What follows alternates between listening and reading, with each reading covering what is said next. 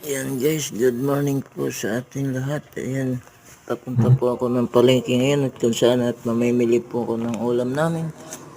Ayan, nandito na po ako ngayon. Kadadating ko lang sa palengke. Isang mapagpalang umaga po sa inyong lahat, sa akin mga followers and viewers,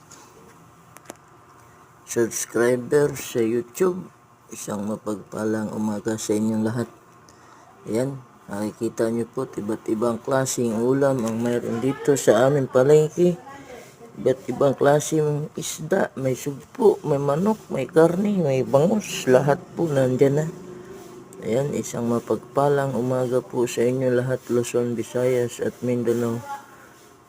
Pasensya na po kayo at medyo pangit ang ating boses dahil galing po tayo sa trangkaso, kaya medyo paos po. Isang mapagpalang umaga sa inyo lahat. Mabuhay po kayo. God bless you all.